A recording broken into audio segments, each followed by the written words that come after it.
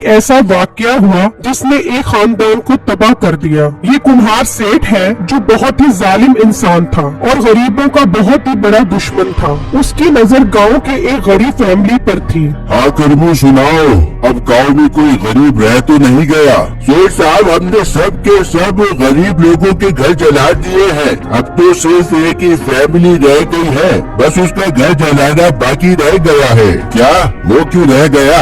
इस काम में आखिर इतनी सुस्ती क्यों है? बस सेठ साहब, हम लोगों को बार बार के थक गए थे, अब हम आराम करके ताज़ा दम हो गए हैं। आज रात को उनका काम भी तमाम कर देंगे। हाँ ठीक है, आज रात को जला दो उसका घर भी। फिर रात में उसके मुलाजिम आग लेकर जाते हैं और उस गांव के आखिरी घर को भी आग लगा देते हैं। हमारे घर को आग लग गई, बचाओ हमें बचाओ। आग इतनी फैल चुकी थी कि उस घर के अंदर मौजूद दोनों मियाँ बीवी मर जाते हैं, लेकिन उनका एक छोटा बच्चा घर से बाहर होने की वजह से बच जाता है। अब उस बच्चे का क्या होगा, ये एक सवाल ही था। तभी वहाँ एक बूढ़ी औरत का गुजर होता है। इस घर में आग लगी हुई है, आखिर क्यों लगी है इस घर में आग? मैं जाकर देखती हूँ। जब वो खिड़की से देखती है तो उसे दोनों मियाँ बीवी मरे हुए नजर आते हैं और तभी उसकी नजर बच्चे पर पड़ती है और उस बच्चे को उठाकर वो अपने साथ ले जाती है। उस बच्चे के सिर पर आग लगने की वजह से उसका सर। बेटा बेटा, तुम्हारी माँ की तबीयत बहुत खराब है, लगता है अब उनका बचना बहुत मुश्किल है। क्या हुआ भाई मेरी माँ को? वो परेशानी में घर आता है। माँ जी आपको क्या हुआ? माँ जी आप मुझे छोड़कर नहीं जा सकती। नहीं बेटा, मेरा बचना बहुत मुश्किल है। मैं आज तुम्हें हकीकत बताना चाहती हूँ। कैसी हकीकत माँ जी?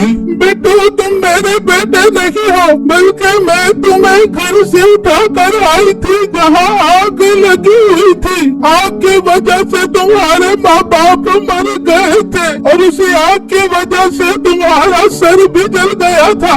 अच्छा तो माँ जी मैं इसी वजह से गंजा हूँ। हाँ बेटा, तुम इसी वजह से ही गंजे पटोले हो। आज तुम मुझसे वादा करो, तुम जल्दी शादी करोगे ताकि मेरे बनने के बाद तुम्हारी बीवी तुम्हारा ख्याल रखे।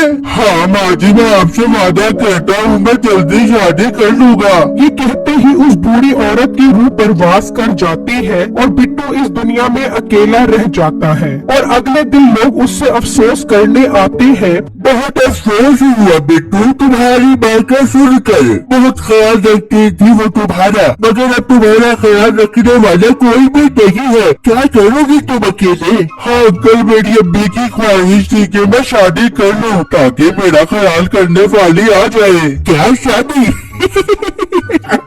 तुम तो क्यों शादी करेगा? तुम तो गड्ढे पटोले हो। गड्ढे पटोलों से भी भला कोई शादी करेगा? वही शादी करेगा जिसके नसीब फूटे होंगे। हाँ हाँ बिट्टू, तुम्हें कौन अपनी लड़की देगा? तुम तो गंजे पटोले हो, गंजे पटोले।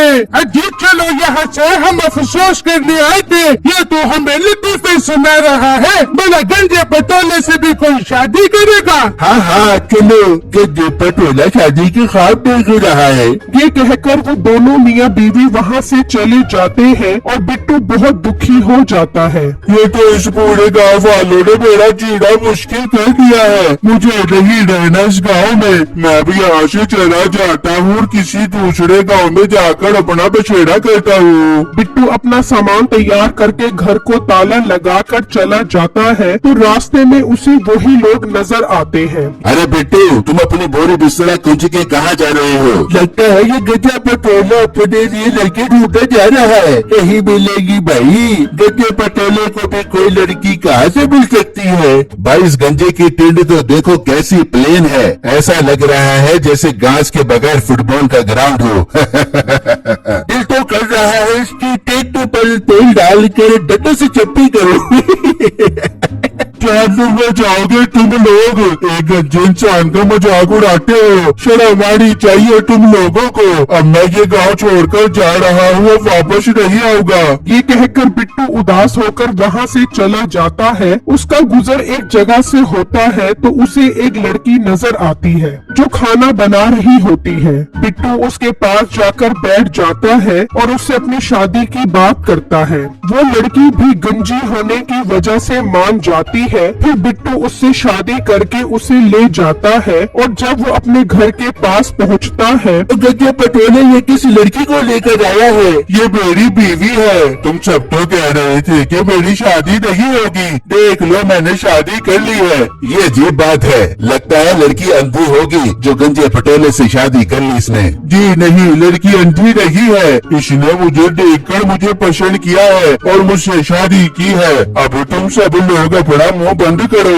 ये कहकर बिट्टू अपने घर आ जाता है। बिट्टू कितने अजीब लोग हैं, आपको गंजे पटोला कहकर छेड़ते हैं। हाँ, इन लोगों ने तो मेरा जीना मुश्किल कर दिया है। ये तो मुझे ये भी कहते थे कि तुम्हारी शादी नहीं होगी, पर तुमने मुझसे शादी कर इन सबका मुंह बंद करवा दिया है। पर बिट्टू मैं भी तो गंजे पटोला हूँ, अगर इन्होंने मुझे तंग किया तो फिर मैं क्या करूँगी? आप फिक्र मत करो, मैं आपको इन लोगों के सामने लेकर ही नहीं जाऊंगा। कुछ दिनों बाद इन सबका मुंह खुद ही बंद हो जाएगा।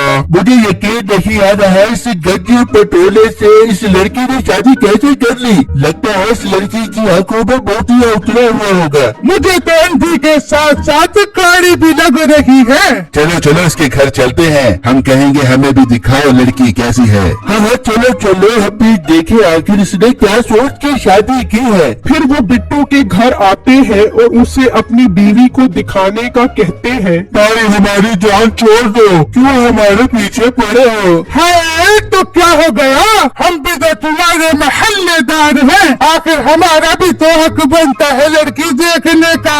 ले आओ इसे बाहर।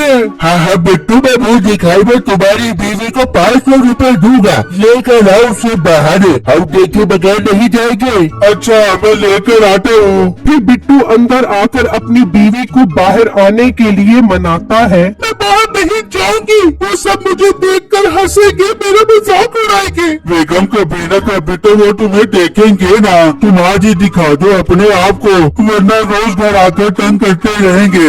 अच्छा चले बाहर। फिर जब वो बाहर आते हैं तो सब उसे देखकर बहुत हंसते हैं। ओहो, मैं भी कहूँ इससे शादी कैसे कर ली, अब पता लगा कि लड़की खुद गंजी पटोली है, गंजी पटोली। तोबा मुझे माफ कर दे, मैंने इसे गंजी पटोली के 500 रुपए बोल दिए थे, इसके तो 500 रुपए भी नहीं बचे। भाई गंजा पटोला गंजी पटोली, इस जोड़ी को देखकर दिल कर रहा है इसे मार दूं गोली। चले जाओ यहाँ से, तुम लोग चले जाओ, हमें हमारी जिंदगी में खुश रहने दो। जा रहे हो हम, हमें तुम गंजे पटोलों के पास खड़े होने का कोई शौक नहीं है। ये कहकर वो वहाँ से चले जाते हैं। फिर जब रात होती है, मुझे माफ कर दो, मेरी वजह से आपको इतनी मुश्किलात का सामना करना पड़ा है। बिट्टू, हम ये गाँव ही छोड़ जाते हैं, जब तक हम यहाँ रहेंगे ये लोग हमें तंग करते रहेंगे। नहीं, ऐसा नहीं करते, मुझे पता है लोगों से जान कैसे छुड़वानी है। देखो बेगम, लोहे को लोहा काटता है, इसी तरह गंजे को गंजा काटता है। क्या मतलब, मैं कुछ समझी नहीं। बेगम, जब ये सब लोग गंजे हो जाएंगे तो हमें किस मुंह से गंजा कहेंगे। अब सब सो रहे होंगे, मैं इनके सड़ों में जाकर ऐसी दवाई डालूंगा कि ये हमेशा के लिए गंजे हो जाएंगे। हाँ, ये आइडिया तो बहुत अच्छा है। फिर बिट्टू घर से निकलता है और उनके घर जाकर उनके सरों पर दवाई डाल देता है और फिर अपने घर आ जाता है। फिर जब सुबह होती है तो बिट्टू और उसकी बीवी वहाँ आते हैं। बेगम, ये देखो गंजे पटोले कैसे अजीब लग रहे हैं, ये गंजे पटोले। बिट्टू, हमें माफ कर दो, अब तुम्हारा मजाक उड़ाते रहे तो आज हम खुद गंजे पटोले बन गए। हाँ बिट्टू, देखो मैं भी गंजी पटोली बन गई हूँ। हाय हाय हाय हाय, इतने अच्छे बाल थे मेरे, पता नहीं कौन कम बखत मेरे बालों पर दवाई डाल गया। हाय हाय हाय हाय, मैं भी गंजी पटोली हो गई। देखो बच्चे, बुरा ना मानी, तू गंजी पटोली होकर चिक पर्चे की खाना लग रही है। तुम अपने आप को भी देखो, गंजे बकरे लग रहे हो। फिर बिट्टू और उसकी बीवी खूब हंसते हैं।